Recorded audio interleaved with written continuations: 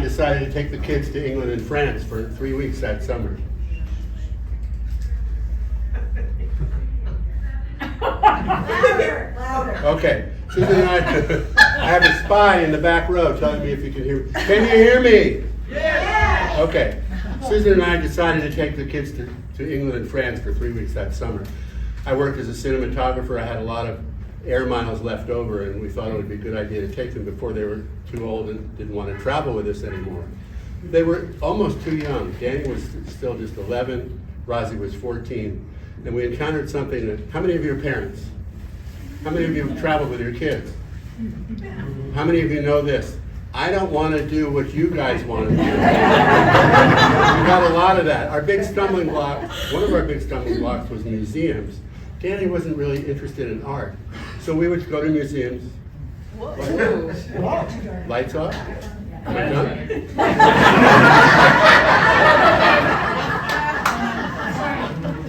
Sorry, we were experimenting. Go, keep going.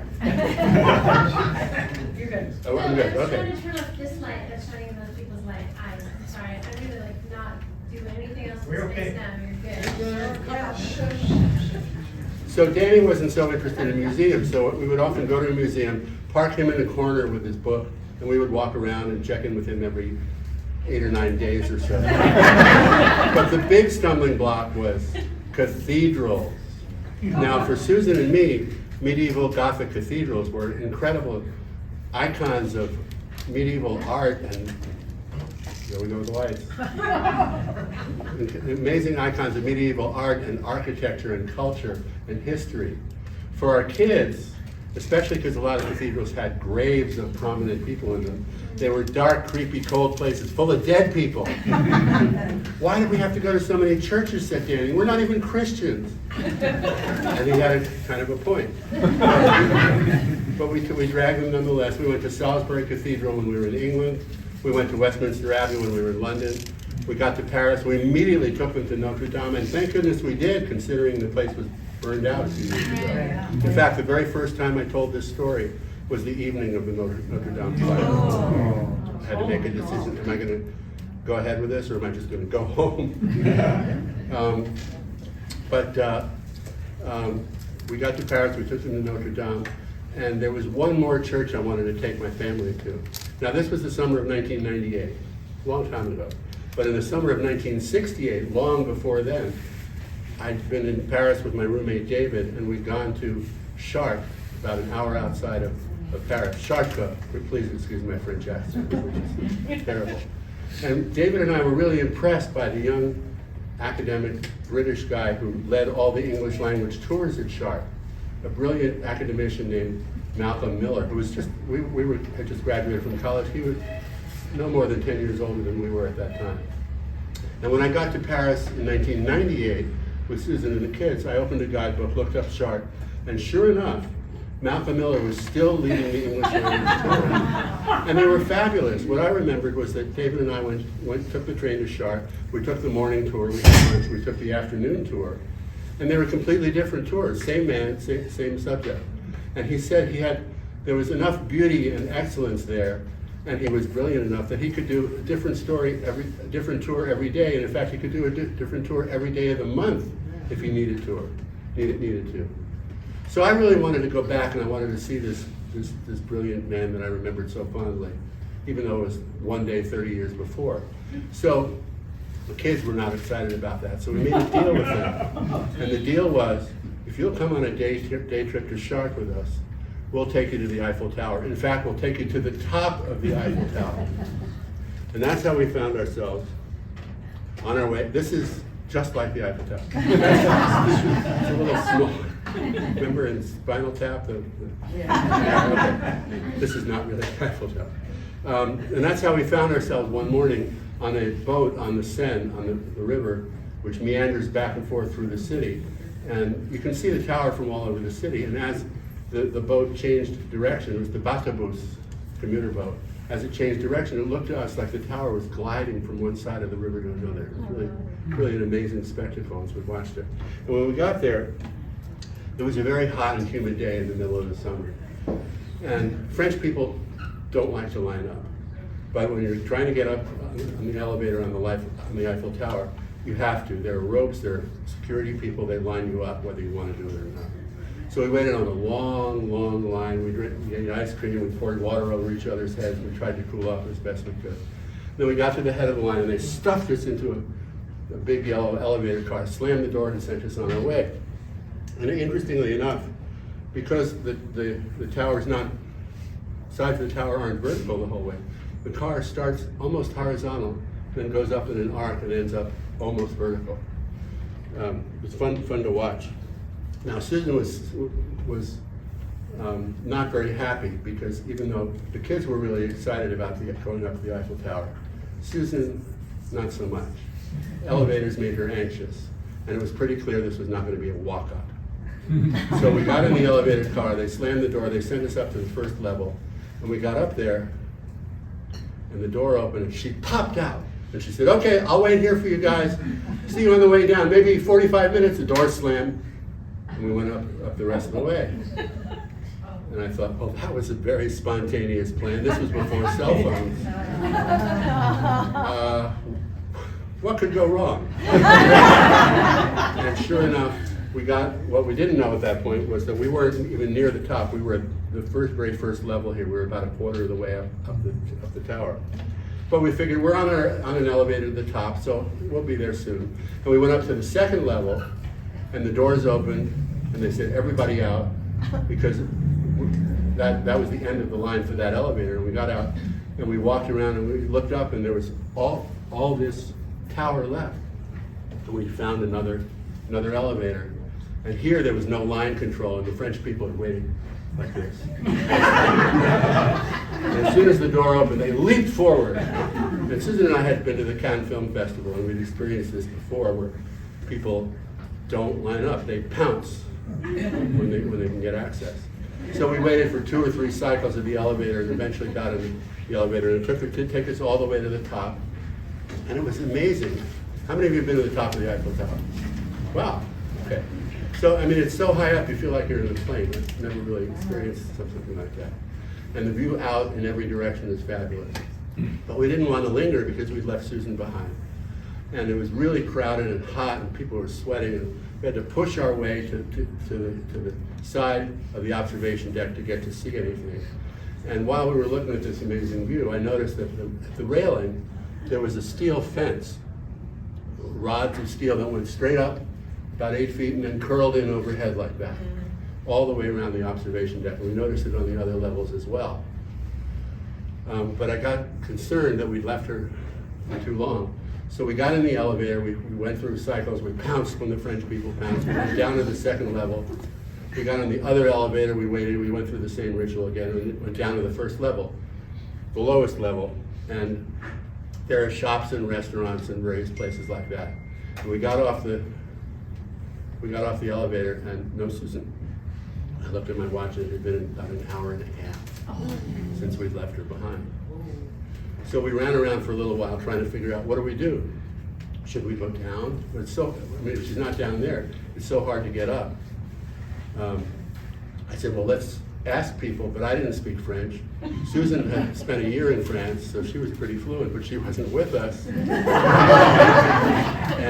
Razi had taken some French in high school, which served him very well. But what do you do? I mean, there were hundreds and hundreds and hundreds of people around. Hi, I'm looking for a middle-aged American woman who wears glasses. You haven't seen her.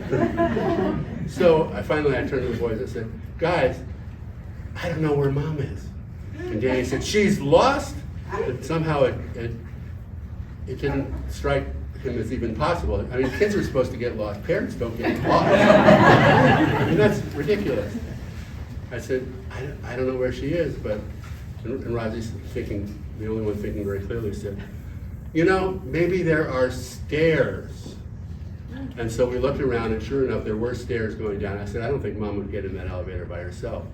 So we went back down to the lower level, and we got down on the ground and started to walk across the plaza, not sure where we were going or how to find her. And I heard a familiar voice saying, honey, over here, over here. Did you see that? Wasn't that horrible? And we ran up to her, and I gave her a big hug, and never looked more beautiful to me than she did at that moment. And the kids came and they gave us an outer hugs, which we used to call a mommy daddy sandwich. And we all started explaining about the elevators and the French people and nobody lining up. And just taking for, and actually there were 2 more levels and 2 more elevators, and we had to wait. And I said, and did we see what? She said, just now as I was walking across the plaza, someone fell next to me. I said, somebody fell down? And she started to cry. I said, why the tears? She said, no, somebody fell from the tower. Bam! Landed right next to me. Oh, geez. I said, honey, that's impossible.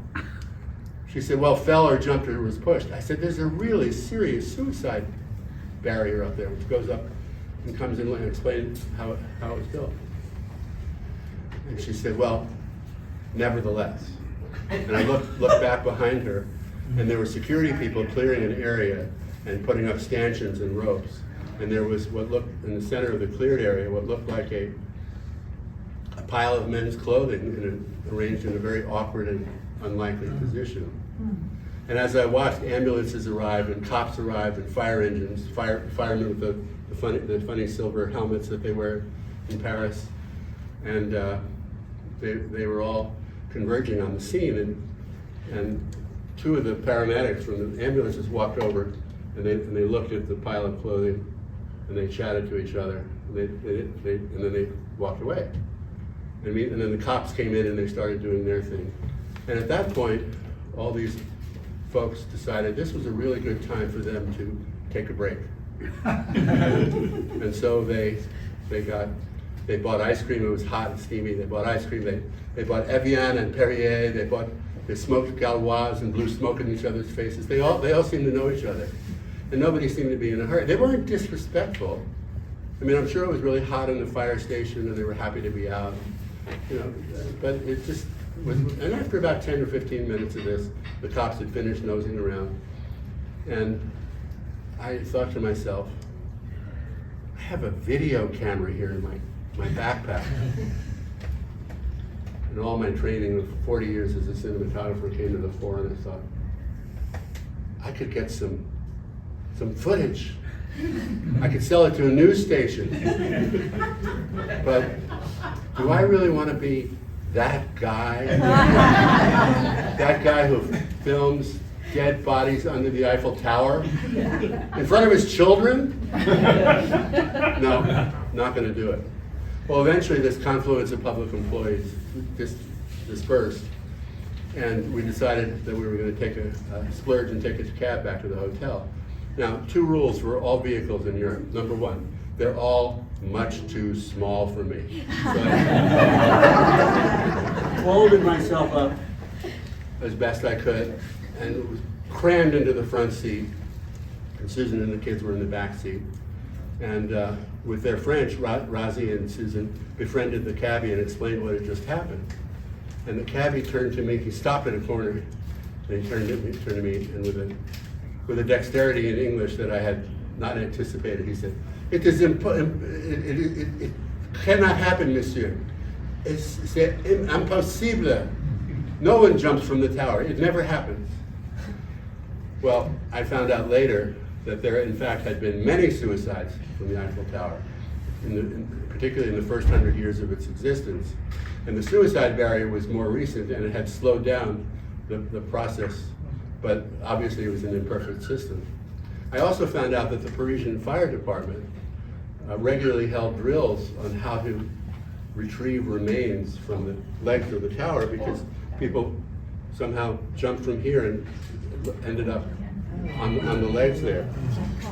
And maybe that's why all the public employees, all the firemen and the rescue people were so casual, because there was no messy cleanup problem here.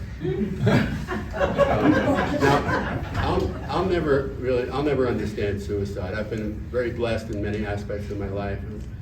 I've had love and fulfillment in ways that I am extremely grateful for. I'm an optimist by nature. I look forward to the future. I buy green bananas.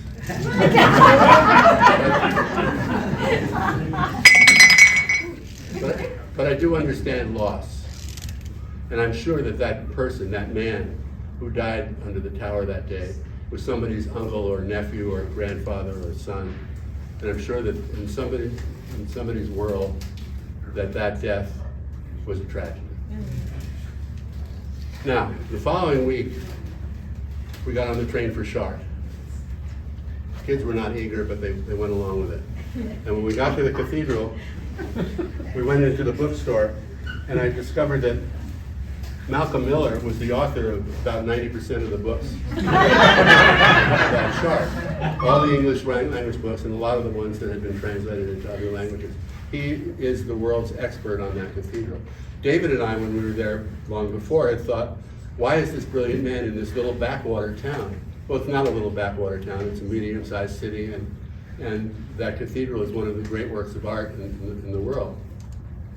So we joined the English language tour, and there he was. There was Malcolm Miller. And he said, first thing he said was, how many of you have taken my tours before? And the lady over here said, I was on your tour this morning, Mr. Miller. And this guy said, 2 or 3 years ago with my family. And I yelled from the back, 30 years ago this month. He said, yes, I remember you, sir, but you didn't have gray hair then. I said, neither did you. So he started the tour of the north porch of the cathedral. Now, the north porch sounds like a little front stoop on somebody's house. The north porch is a grand entrance of 3 enormous arches with wooden doors that lead inside the cathedral, surrounded by hundreds of statues of saints and biblical figures and other people. And he explained the function of the place and started to talk about one small portion of the statuary, which was about Adam and Eve in the Garden of Eden. And he said, oh, and here we have a sculpture of Eve, and oh, she's naked. And here's a different sculpture of Adam. Oh, he's naked as well. And you all remember the story. I mean, it is the origin story of the Judeo-Christian tradition. You better remember it. Adam and Eve, Garden of Eden, naked. The serpent convinces Eve to eat the forbidden fruit, and all hell breaks loose. Adam and Eve get self-conscious. Not hell. That's the wrong word. Okay, all stuff happens. Adam and Eve become self-conscious about their nudity. They design clothing, and eventually, for a variety of reasons, God kicks them out of the Garden of Eden. That's the origin story. So then Mr. Miller took us around to the main entrance, the front entrance of the cathedral, which is called the Royal Portal. It's actually, I use Royal Portal as the name of my Wi-Fi at home. Not sure why. But we took us in through the Royal Portal, which is another grand entrance, even bigger than the North Porch. 3 enormous arches, each with massive wooden double doors, surrounded by sculpture. It's just glorious. Not in a religious sense, but just, my God, people built this 700-800 years ago. How did that ever happen? And he took us in through the Royal Portal under an enormous rose window. This one, which depicts different scenes from the life of Jesus. And he started to talk about the stained glass. He had us walk through the stone labyrinth that's embedded in the floor of the cathedral, which is a meditative experience. And then he sat us down in the nave, in the main audience part of the church, very close to the front, just in front of the altar. And Mr. Miller stood there with his back to the altar and the audience in front of him, just like you are. Imagine you're in the cathedral right now. And he started to talk about the stained glass, for one thing. There are 176 massive stained glass windows in Chartres Cathedral. Many of them are designed in panels like comic books to teach Bible stories to illiterate peasants in the 12th, 13th, 14th century. I mean, so long ago. In 1939, as war raged through Europe, the powers that be removed all the stained glass from all 176 windows and stored them elsewhere off-site for the duration of the war. And at the end of the war, they brought them back and reinstalled them in the cathedral. And that's how Chartres remained intact, unlike so many other churches that were bombed out or victims of fire, like Notre Dame was much later. One explosive device in a place like that could wreck all the glass. So it was very fortunate that whoever it was had the foresight to do that. And I was having a great time. It was hot and sticky outside. As soon as we walked into the cathedral, it felt like it dropped about 20 degrees. It was glorious, and I was surrounded by all this beauty. And I looked at my family, and Danny had that creepy old church look on his face. And Rosie, who was a little older, was looking a bit more interested. And I looked at Susan, and she was sitting there with a big smile on her face and looking up. And I followed her gaze as she looked up, and I looked up and up and up and up to the ceiling, the vaulted ceiling at the top. And just below the arch at the top, on both sides, there's a whole row of small stained glass windows. And at that moment, the sun was streaming in through the stained glass and projecting these beautiful colored patterns of light up there. And I thought to myself, no, we're not Christians, but surely there's something like God up there in the play of the light on the stones. It was a wonderful moment. And then I heard Mr. Miller. I was still listening to Mr. Miller, and his voice started to falter, and I looked down at him. He was kind of looking around and was clearly disturbed about something, and people in our group were murmuring and restless, and I looked past him, and there, on the altar at Chartres Cathedral, was a pretty young blonde woman in a red dress. And she was standing there with her legs apart and with her arms spread, and she was undulating in some ecstatic religious spiritual feeling that frankly I couldn't relate to or possibly reproduce at this moment. And she was, as she undulated and as we all gasped, she flung her arms up and the red dress fell to the floor. She was naked and voluptuous, as naked as Adam and Eve in the Garden of Eden. Mr. Miller paused and he said, "Oh dear." And then he absolutely scurried out the side door of the cathedral. Now, for the first few seconds after she dropped the dress, there was complete silence in the cathedral. And we were not alone. There were a number of other tour groups there. There were hundreds of other people there. There were clergy, there were worshipers, there were tour groups, and there was utter silence for about 5, 6, 7 seconds. And then complete pandemonium. We heard the whir of motor drives and the click of cameras. A group of Belgian schoolboys jockeyed for camera positions with Asian tourists. A flock of Danish nuns watched very carefully, but took no pictures. And I thought to myself, I've got a video camera.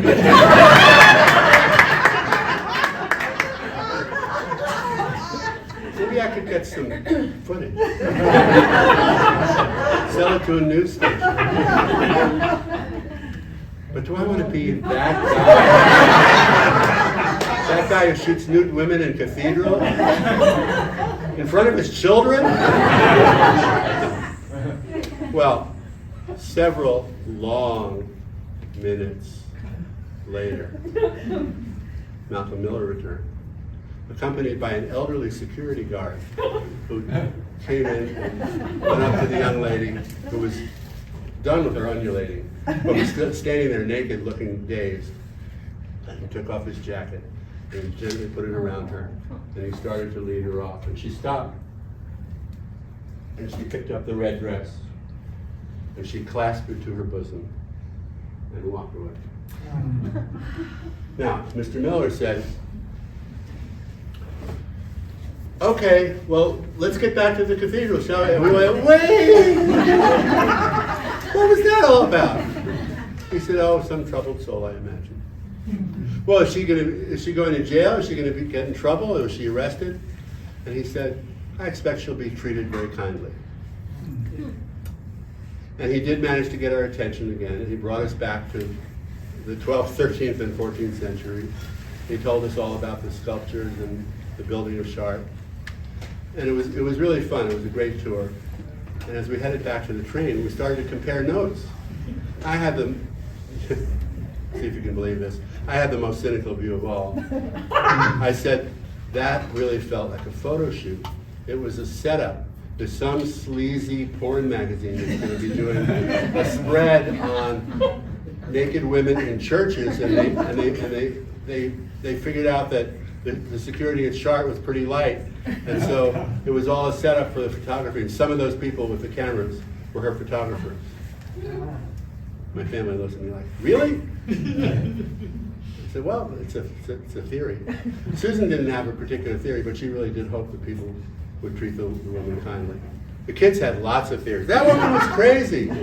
She escaped from a mental institution. She was high on drugs. She must have been drunk. But as we got back to the train and dozed on the way back to Paris, I thought, I know I'm right. And I know that someday, somewhere in some country, in some city sidewalk, I'm going to be walking along. I'm going to come up to some newsstand, and they're going to have some sleazy porn magazine, Bone Appetite magazine, right? Charlotte Does Sharp. I'm still looking.